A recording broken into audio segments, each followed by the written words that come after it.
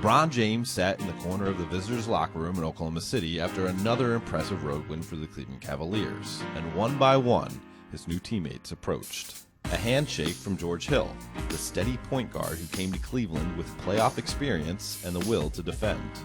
A half hug from Rodney Hood, the outsized shooting guard with the complete offensive package coupled with the potential to switch onto all 5 positions on D.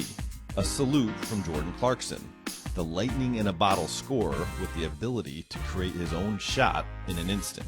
An acknowledgement from Larry Nance Jr., the high-flying big man with a motor that doesn't quit.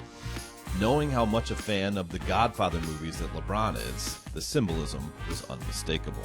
These are the pieces that can save LeBron's 15th season from ruin.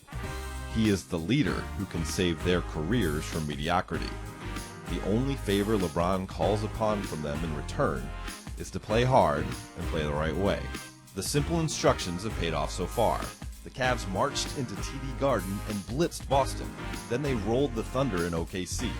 Cleveland's brand of basketball, which was hard to watch just weeks ago, has been streamlined on the fly, with the type of two-way talent that LeBron has clamored to play alongside for years. Still, 2 games is 2 games. Following the All-Star break, Cleveland will play 17 games in 32 days.